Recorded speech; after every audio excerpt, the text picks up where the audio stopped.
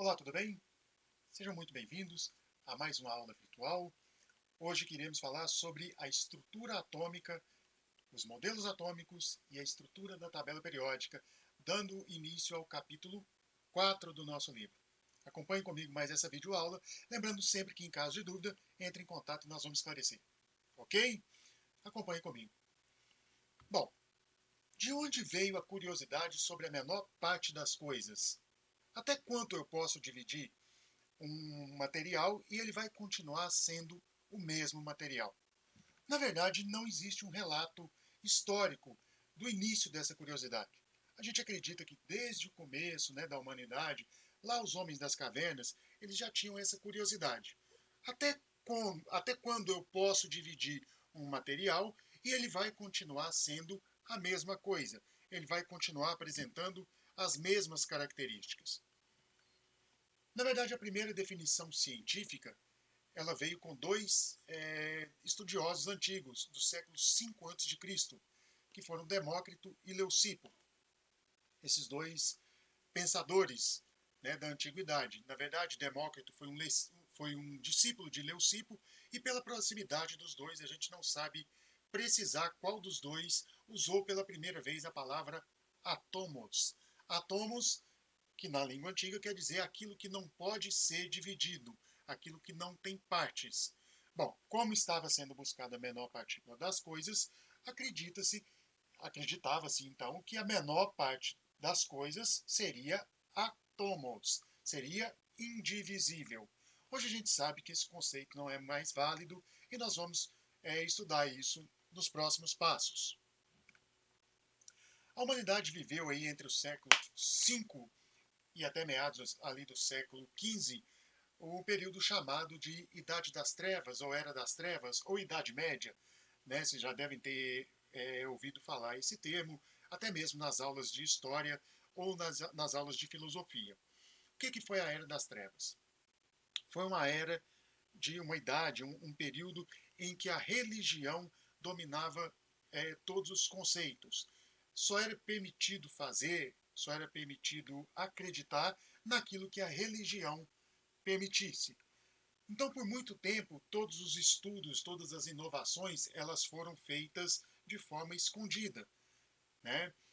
Se você fosse pego pesquisando alguma coisa, ou se mesmo você tivesse uma ideia que contrariasse os princípios religiosos, você poderia, inclusive, ser punido pelo Tribunal da Inquisição e ser queimado vivo. Então, durante todo esse período, que durou quase 1000 anos, grande parte dos estudos científicos eles ficaram abafados, eles ficaram escondidos, e muito se perdeu nessa época. Mas teve uma turminha, que eram conhecidos como alquimistas, que eles avançaram muito nos estudos científicos, principalmente relacionados ao estudo da química.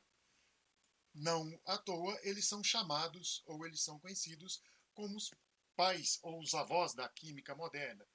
Os alquimistas eles tinham objetivos muito claros, muito específicos. E dentre esses objetivos, eles estavam buscando a pedra filosofal e o elixir da longa vida. Eu vou falar um pouquinho sobre o que era isso. A pedra filosofal seria um material com princípios declarados mágicos, que seria, através desse material, seria possível todo o conhecimento e seria possível transmutar a matéria. Seria possível, por exemplo, transformar qualquer metal em metais nobres, como ouro e prata. E o elixir da longa vida? Seria uma substância que seria produzida e que permitiria ao ser humano a ser imortal. Todo ser humano que bebesse esse elixir, ele seria então imortal. Bom, pelo visto não funcionou, nunca encontraram, porque todos os alquimistas morreram, pelo menos da antiguidade. Mas enfim, qual foi de fato então a contribuição dos alquimistas para tudo isso que a gente vai estudar da agora para frente? Na verdade, o desenvolvimento de todas as etapas e grande parte dos equipamentos que a gente utiliza hoje em laboratórios. Eles foram criados pelos alquimistas nos porões durante a Idade das Trevas. Bom, dando continuidade aqui à nossa aula, então, Olha para você ver. Desde a primeira definição científica, século V a.C., a próxima definição ela só foi dada por John Dalton, e aí já usando o método científico que a gente já viu em outra aula, né, na aula passada. O método científico ele demanda de experimentação, ele demanda de testes até se comprovar uma teoria.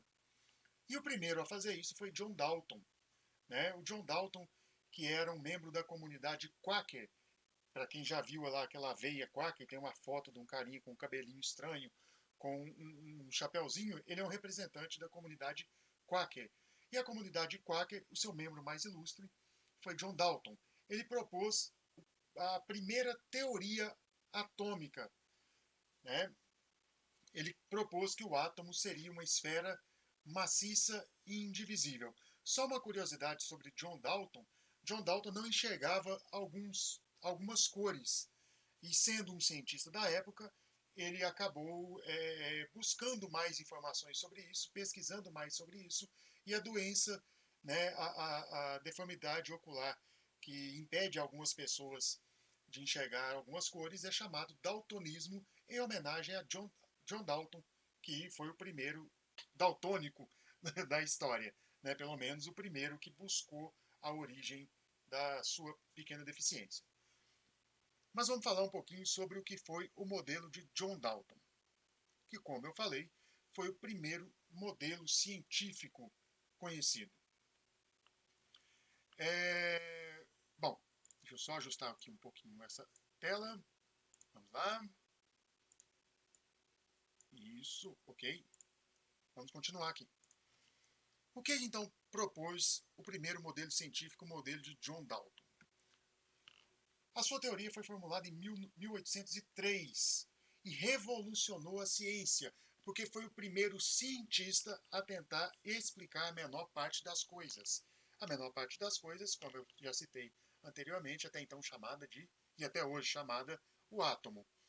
Esse modelo de John Dalton ficou conhecido como bola de bilhar. E aqui eu quero chamar a atenção de vocês. Pessoal, se liga nisso aqui. A gente tem 4 modelos, tá? 4 modelos que a gente precisa fixar bastante. Claro que eu estou explicando toda a história por trás da modelagem atômica. Mas existem 4 modelos em especial que tem que ficar muito fixo, tá? Que são muito importantes. O primeiro, o modelo de John Dalton. Se liga nesse e já faz a sua cópia aí, ok? Bom, então vamos continuar. O primeiro modelo científico, então, é o modelo que ficou conhecido como bola de bilhar. Mas por que modelo bola de bilhar? Bom, imagina uma bola de sinuca. Uma bola de sinuca, se você quebrar uma bola de sinuca, ela deixa de ser a bola de sinuca. Mas ela é maciça, ela é inteiriça, ela é toda constituída exatamente do mesmo material.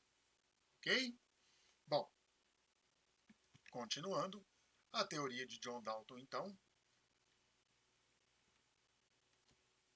foi baseada nos seguintes princípios. Primeiro, todos os elementos existentes são formados por esferas maciças e indivisíveis chamadas átomos. Todos os átomos de um mesmo elemento são iguais e do mesmo tamanho e massa. Os átomos dos elementos diferentes diferem entre si. Por que John Dalton falou disso? Bom, vamos entender um pouquinho. Primeira coisa, todos os átomos de um mesmo elemento são iguais, do mesmo tamanho e da mesma massa. Bom, uma teoria que parece óbvia. Se eu tenho o mesmo material, e o mesmo material sempre tem as mesmas características, é de se entender que todos os seus átomos são idênticos. Hoje, com a teoria atômica atual, a gente sabe que isso não é bem verdade. Mas na época era muito plausível, e até hoje é bem bacana de se entender. É uma situação bem simples para representar o que seria o átomo, ok? Por que então ele falou que seriam esferas? Bom, a forma mais comum da natureza é uma esfera, né? Observe o universo. Todos os corpos celestes, principalmente aqueles que têm mais massa, eles tendem a uma forma esférica. É a forma mais simples, é onde a pressão se distribui de forma uniforme, ok? Então, eu vou dar um exemplo clássico. Tente fazer uma bola de sabão, tá? Independente da forma do seu arame, sempre a bolha de sabão será esférica, porque é a forma mais simples e de menor pressão, a forma mais estável da natureza, ok? Átomos de elementos diferentes diferem entre si. Bom, voltando aqui, também parece bastante óbvio, não é mesmo? Se eu tenho substâncias diferentes e que têm propriedades diferentes, é de se pensar que os átomos deles sejam diferentes. Como eu falei, tudo na natureza tende à forma esférica, então todos os átomos seriam esféricos, ok? No entanto, substâncias diferentes teriam átomos de tamanho e massa diferente, ok? Tudo entendido? Então, aqui, de acordo com o modelo de John Dalton, se isso aqui, se essa pequena bolinha fosse um átomo de chumbo, então uma representação grosseira, né, ou grotesca, de uma barra de chumbo seria assim: todos os átomos do mesmo tamanho, da mesma forma e da mesma massa. Segundo ponto. Os compostos químicos, agora eu já não estou falando mais de elementos. Os compostos químicos seriam feitos de mais de um elemento. Em qualquer composto existe uma proporção definida na combinação de átomos. É interessante falar que John Dalton já estava respeitando as leis ponderais, que a gente vai estudar em breve. Tá? As leis ponderais, leis de Proust e lei de Lavoisier. No próximo capítulo a gente vai discorrer sobre essas duas leis em mais detalhes. Ok? Mas olha aqui, como que John Dalton imaginou que seria a composição da molécula de água? Bom, se o átomo de oxigênio fosse essa bolinha menor e o átomo de hidrogênio fosse essa esferinha, essa bolinha maior, uma molécula de água seria uma bolinha de oxigênio e uma bolinha de hidrogênio. É interessante falar nesse exemplo que para John Dalton, o átomo de hidrogênio era 2 vezes maior do que o átomo de oxigênio, porque num processo chamado de eletrólise da água, é liberado uma quantidade, um volume 2 vezes maior de hidrogênio do que de oxigênio. Hoje a gente sabe que isso acontece porque, na verdade, nós temos 2 átomos de hidrogênio para cada átomo de oxigênio. Mas John Dalton achava que a proporção era de 1 para 1 e que o átomo, ou seja, a esfera de hidrogênio, era 2 vezes maior. Ok? Bom, continuando. Terceiro tópico: todas as reações químicas consistem na separação, na combinação ou no rearranjo dos átomos, mas nunca na destruição dos átomos, também obedecendo às leis ponderais, especificamente aqui da lei de Lavoisier, que fala que nada pode ser criado ou destruído, mas pode ser somente transformado. Então, para John Dalton, isso aqui seria uma reação química. A esfera do átomo, o átomo do elemento, né, azul, mais o outro átomo um pouquinho maior, daria origem a esse composto, uma substância que seria composta de um átomo azul e desse outro átomo um pouquinho maior, e não de uma terceira esfera que englobaria, né, os dois elementos e formaria essa terceira esfera maior. Como foi dito, né, os átomos não podem ser destruídos nem criados, de acordo com John Dalton, mas só podem ser recombinados. Ok? Dando continuidade aqui. Bom, paralelamente, né, logo depois dessa Era das Trevas, quando começou, né, quando veio toda a explosão de conhecimento, numa era que a gente chama de iluminismo, né, vários cientistas estavam estudando várias situações ou vários conceitos paralelamente. Um desses cientistas foi Michael Faraday. Ele estava estudando a natureza elétrica dos elementos. Numa próxima oportunidade, eu vou falar para vocês um pouquinho da história de Michael Faraday, que é uma história muito bacana, tá? Mas eu não vou agora tomar tempo da nossa videoaula para falar especificamente sobre ele. mas é muito interessante que ele estava estudando a natureza elétrica dos elementos. Em 1887, um outro cientista chamado Crookes realizou um experimento utilizando alguns tubos de vidro chamados de ampolas. Dentro desses tubos de vidro, ele colocava um gás, ligava uma bomba de vácuo para retirar a pressão desse gás e conseguiu provar, a partir daí, a existência dos elétrons. Bom, se tudo é formado de átomos e eu tenho uma partícula negativa chamada de elétron, quer dizer que no meu átomo eu tenho uma subpartícula chamada elétron e que tem carga negativa. A partir desse ponto, a indivisibilidade do átomo ficou em xeque. Quer dizer que o meu átomo não é mais indivisível. Ele já tem alguma partícula menor. E quem fez o experimento para testar essa nova teoria foi John Joseph Thomson. Ele aperfeiçoou o modelo atômico de Dalton e conseguiu explicar o comportamento elétrico de algumas substâncias a partir dos seus estudos. Esse modelo ficou conhecido como o pudim de passas ou pudim de ameixas. Vamos falar um pouquinho desse modelo. Está aí uma foto do nosso querido Thomson. Qual foi o modelo proposto por Thomson? Bom, primeiramente ele usou uma ampola de Crookes, aquele tubo de vidro que eu já expliquei, que tinha um resquício de gás e que quando submetido a uma tensão, esse gás era submetido a uma tensão elétrica, ele emitia alguns raios chamados de raios catódicos. Bom, o que Thomson fez? Ele fez o experimento com esses raios catódicos. Ele tentou, através de magnetismo, através do uso de ímã, ele conseguiu desviar esses raios catódicos. Então ele provou que esses raios eram de origem negativa, ok? Esse modelo, como eu já disse, ficou conhecido como pudim de passas, mas vamos ver como foi de fato, esse experimento de Thomson.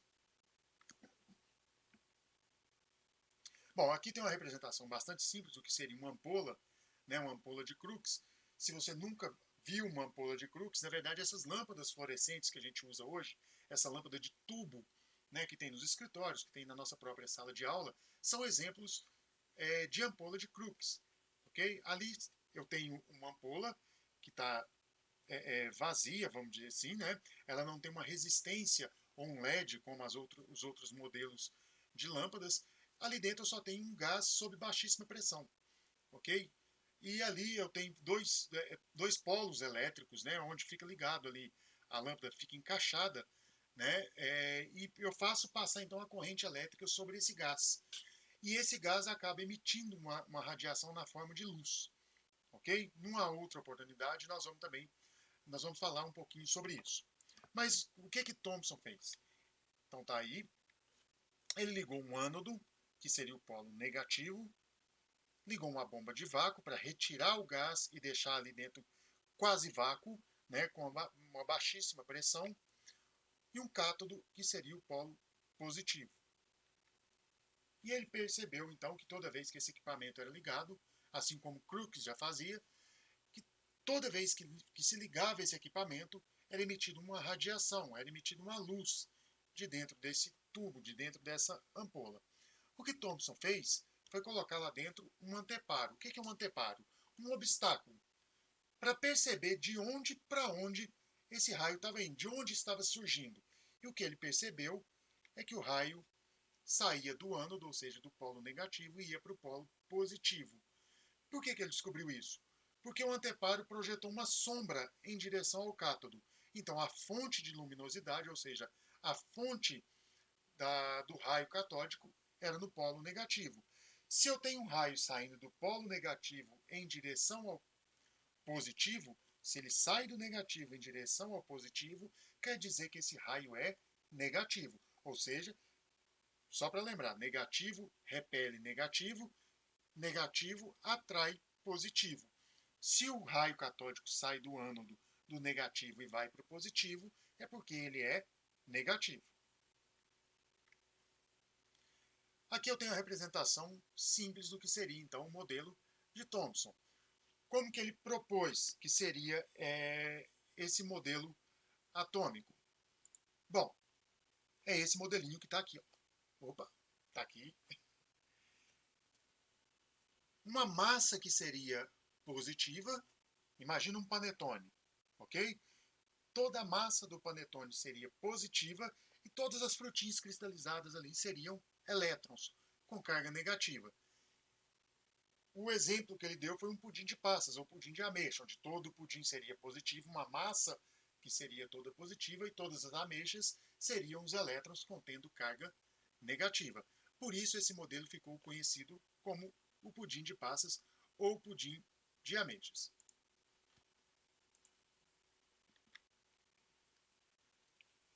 Ainda em 1886, um camarada chamado Eugene Goldstein descobriu o próton, que era mais uma subpartícula do átomo, uma subpartícula de carga positiva.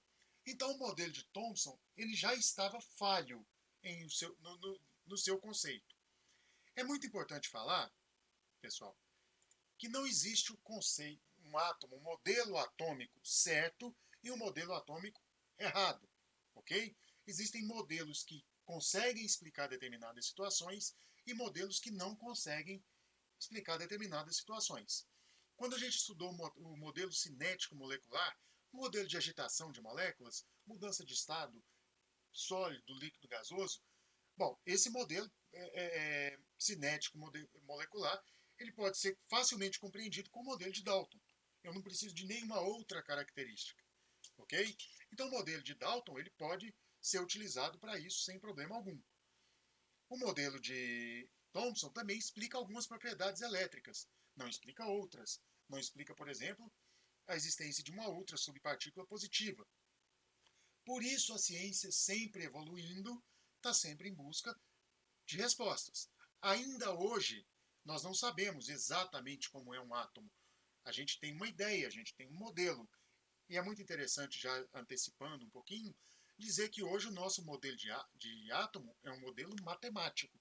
Ele é basicamente uma fórmula matemática, onde eu jogo alguns valores e a conta fecha no final. Né? A gente nem tem um desenho mais do que seria um modelo atômico atual. Mas para explicar todo o nosso avanço científico e fazer tudo que a gente consegue fazer hoje em dia, o modelo atômico atual nos satisfaz. Mas ainda existem perguntas sem respostas. Por isso se manda sonda para devastar o universo, para buscar a origem do universo. Por isso o acelerador de partículas, que a gente tem o maior acelerador de partículas no CERN, né? Na Europa, vocês podem pesquisar sobre isso aí, já fica uma dica. Ok? Para quem já leu alguns livros do Dan Brown, ele fala bastante disso. Né? Mas voltando aqui para a nossa aula, logo depois da descoberta do Goldstein, já ficou muito claro que aquele modelo de Thomson não seria suficiente para responder a todos os questionamentos. E aí a ciência, como sempre, buscando novas informações, os cientistas continuaram seus estudos.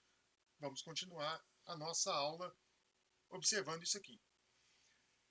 Em 1895, um cientista chamado Röntgen, ele estava estudando raio catódico exatamente como Crookes, exatamente como Thomson, mas ele estava estudando com outros objetivos. Como eu falei anteriormente, cada cientista buscava seu próprio entendimento de diversas faces das ciências. Mas o que ele percebeu ao fazer os seus experimentos é que alguns cristais começaram a brilhar quando ele ligava o seu tubo de raio catódico. Mesmo não tendo contato com energia elétrica, mesmo não tendo contato nenhum, ou seja, esses cristais estavam fora do seu experimento, eles estavam fora da sua ampola. E mesmo assim, quando o seu equipamento era acionado, esses cristais brilhavam. E ele falou, bom, isso quer dizer, muito claramente, que o que quer que seja que faça esse raio brilhar dentro da minha ampola, também faz o meu cristal brilhar lá na minha prateleira.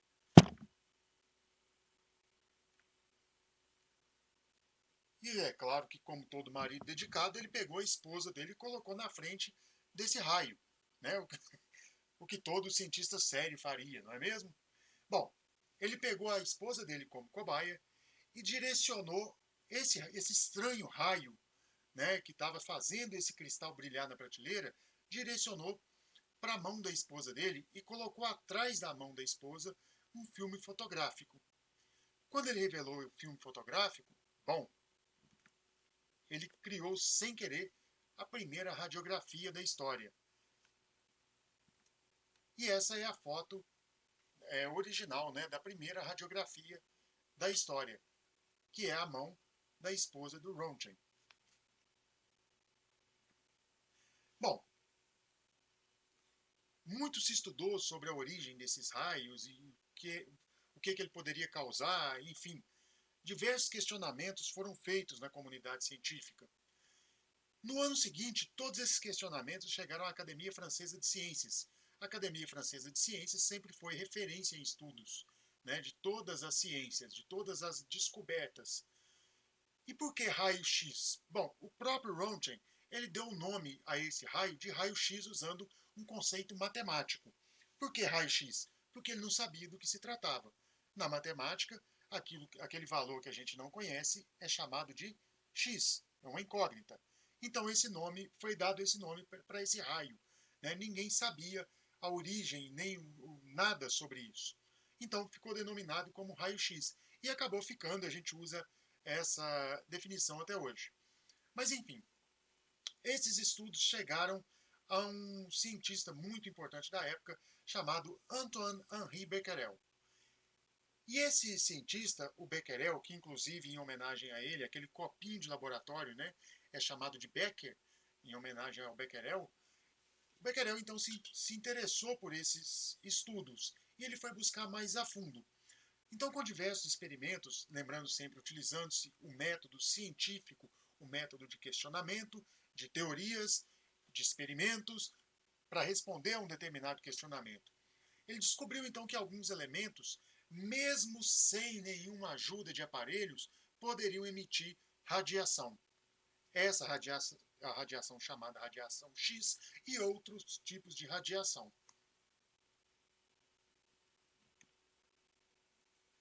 As experiências de Becquerel, então, abalaram completamente a comunidade científica, porque até então ninguém tinha atentado para o fato de que algumas substâncias ou alguns elementos químicos poderiam emitir radiação, sem a interferência, por exemplo, de magnetismo ou de eletricidade.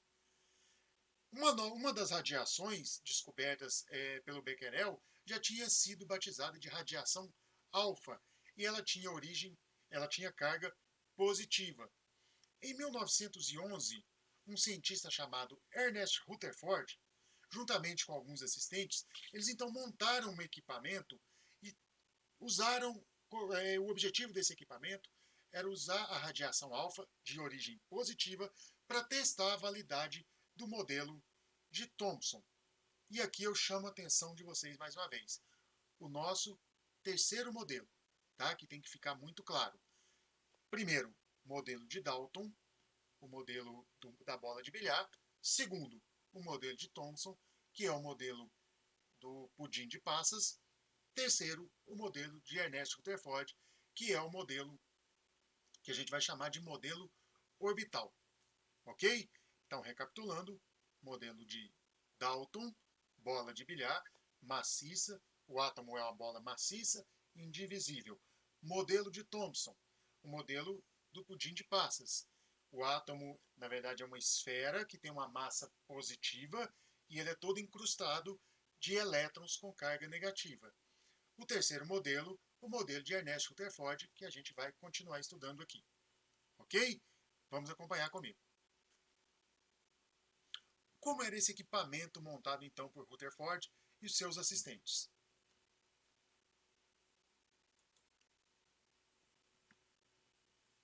Bom, esse aí é o nosso querido Ernest Rutherford. O que ele imaginou? Bom, eu sei que eu posso emitir radiação alfa e que essa radiação tem carga positiva, ok?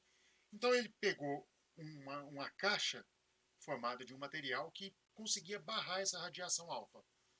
O chumbo seria um bom elemento. Então ele fez uma caixinha de chumbo. E nessa caixinha ele fez um pequeno furo, onde apenas um pequeno feixe de radiação alfa seria emitido. Imagina uma situação, para que a gente possa compreender isso.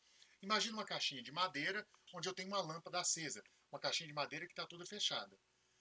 Nada dessa luz, ninguém consegue ver essa luz, porque nada dessa luz consegue sair dessa caixa. Mas se eu fizer um pequeno furo nessa caixa, então eu vou ter um pequeno feixe de luz que vai sair dessa caixa em sentido retilíneo. Ok? Rutherford pensou a mesma coisa com a radiação alfa. Então ele pegou essa caixinha de chumbo, lá dentro ele colocou um material que emitia radiação alfa e fez um pequeno furo nessa caixinha, de forma que pudesse sair um único feixe linear de radiação alfa. Ele fez um anteparo. O que é um anteparo? Né? É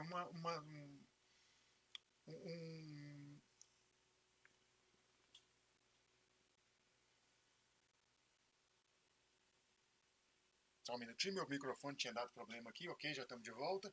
Bom, um anteparo é um objeto onde a radiação alfa, ao bater, ela seria detectada, ok? Esse anteparo aqui no nosso modelo, ele está cortado.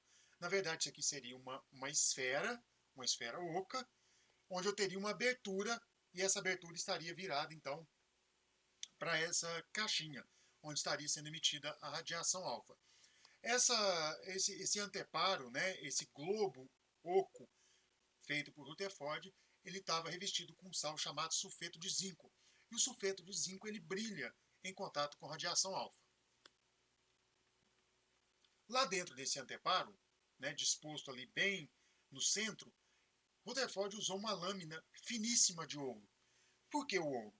Porque o ouro é o metal mais maleável que nós conhecemos.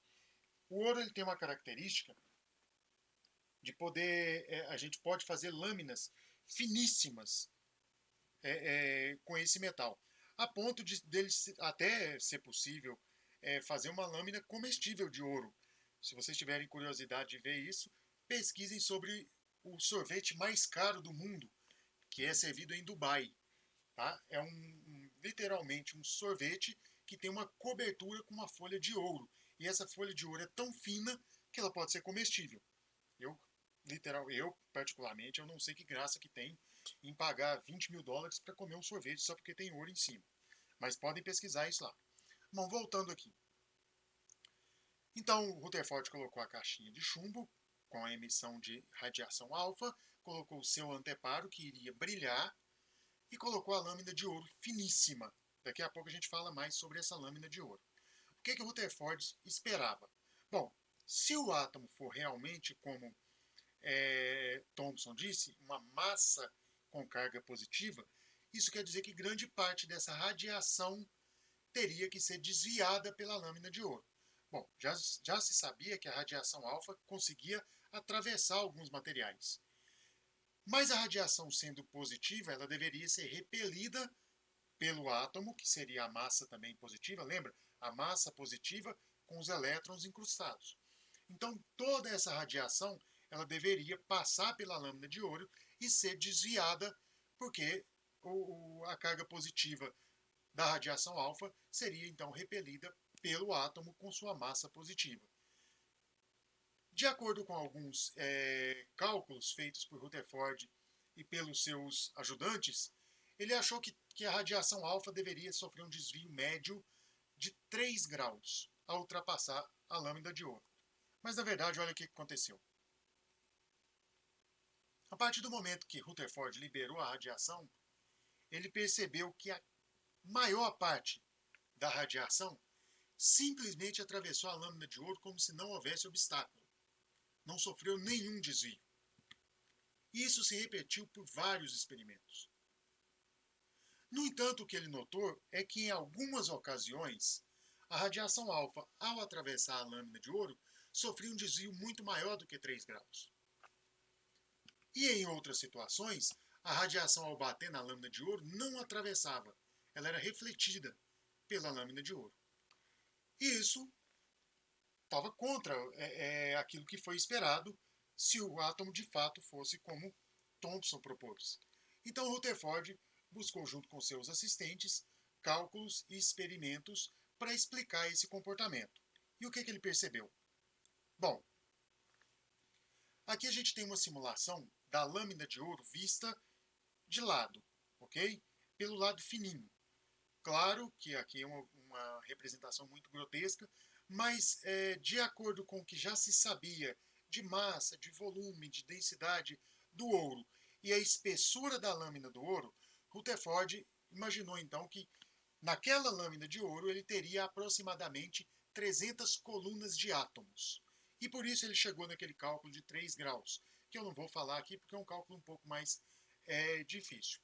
Na nossa lâmina de ouro aqui, na verdade, eu representei apenas 3 colunas de átomo para ficar mais fácil a compreensão. Bom, se o átomo fosse uma esfera maciça e indivisível, como propôs o Thomson, ele ocuparia toda essa esfera amarela. Na verdade, o que o Rutherford percebeu é que toda a massa positiva, toda a carga positiva do átomo está concentrada num núcleo muito pequeno do próprio átomo. E é o que eu procurei representar aí na cor azul. Na verdade, o átomo todo seria o amarelo, mas toda a sua massa e sua carga positiva estariam concentradas num núcleo muito pequeno, que aí está representado na cor azul, aí na sua tela. Então, o que aconteceu com a radiação alfa? Bom, como eu tenho um espaço muito grande vazio entre os núcleos, que é o que de fato concentra toda a carga positiva, a radiação, então, ela consegue atravessar sem nenhum problema. Olha lá, acompanha comigo. No entanto, aquela radiação que passou muito próxima do núcleo, ela sofreu, então, repulsão elétrica. A carga positiva do núcleo repeliu a carga positiva da radiação alfa. E aconteceu isso aqui, olha. Olha lá, passou muito próximo do núcleo e foi repelido. Então sofreu um desvio muito maior do que os 3 graus. E aquela parte de radiação que bateu na lâmina e foi refletida? Nesse caso, a radiação alfa, o feixe de radiação alfa, bateu exatamente em cima de um núcleo atômico, como pode ser observado aí, olha. E aí, sofrendo uma repulsão muito mais forte, a radiação foi repelida e voltou da lâmina. A conclusão, então, a que chegou Rutherford, juntamente com seus assistentes, depois de todos os experimentos, depois de refazer incansavelmente todos os seus cálculos, é de que o núcleo atômico ele deveria ser entre 10.000 e 100.000 vezes menor do que o próprio átomo. Para se ter uma ideia do que eu estou falando, pessoal, se a gente imaginasse que um átomo, o volume de um átomo fosse o Maracanã, o núcleo atômico seria aproximadamente a cabeça de um palito de fósforo. Então, toda a carga positiva desse imenso átomo ele estaria concentrado na cabeça de fósforo, ali no centro do campo, no centro do Maracanã. Aquele pedacinho, a cabecinha de fósforo, então seria o núcleo atômico, concentrando toda a sua massa e toda a sua carga positiva. E em todo o espaço que compreende o Maracanã, seria o que a gente chama de eletrosfera. Ali nesse espaço, todos os elétrons estariam em movimento circular, estariam orbitando esse núcleo. Ok? Ficou claro isso? Bom, voltando aqui. Nasci então no nosso modelo que a gente chama de modelo orbital. Então aqui eu tenho o terceiro modelo que a gente tem que fixar. Primeiro modelo, modelo de Dalton, esfera maciça, indivisível. Segundo modelo, modelo de Thomson, modelo do pudim de passas, massa positiva e elétrons negativos incrustados. Terceiro modelo, modelo de Rutherford, núcleo muito pequeno, contendo toda a massa e carga positiva e uma enorme eletrosfera, onde eu tenho um movimento circular, um movimento orbital dos elétrons. Ok? Bom, mas como a ciência não para, né? Em 1920, o próprio Rutherford, que já sabia que tinha alguma coisa que não batia no modelo que ele propôs. Ele era um físico muito conceituado e muito inteligente, então ele já sabia que esse elétron tendo carga negativa, orbitando um núcleo positivo, ele deveria emitir radiação, perder energia e cair no próprio núcleo. Só que isso não acontecia. Tá? Então ele já sabia que o modelo dele tinha, de fato, alguma falha. Continuando alguns estudos, ele percebeu que existia um novo, provavelmente um novo tipo de partícula que também estava no núcleo atômico. Mas ele não conseguiu resultados expressivos, resultados concretos, e ele acabou deixando essa pesquisa de lado. Um dos seus ajudantes era James Chadwick, que conseguiu então comprovar, depois levando adiante esses estudos, que foram abandonados por Rutherford, ele conseguiu provar a existência do nêutron. E por esses estudos, né, e por sua contribuição às ciências, em 1935 ele recebeu o seu prêmio Nobel de Física pelos seus trabalhos. Mas, como eu falei, o modelo de Rutherford esbarrava em princípios físicos, né, que ele próprio já sabia que não estava bacana. Como eu disse, uma carga elétrica negativa girando ao redor de um núcleo, ela tinha que criar radiação eletromagnética. E ele teria que perder, o elétron então teria que perder energia por essa radiação eletromagnética, e perdendo energia, perderia movimento. Então a força de atração do núcleo e o elétron, lembrando que é positivo e negativo, ela iria aumentar até que o elétron caísse no núcleo e desintegraria o átomo. Mas, enfim, isso não é o que acontece.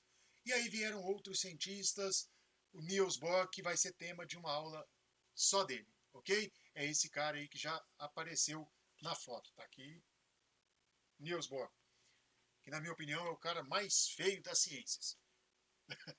Mas nós vamos ter uma aula falando só sobre o postulado de Bohr e continuaremos aí numa próxima aula também falando até o modelo atômico atual. Bom, pessoal, espero que a nossa aula tenha sido bastante clara.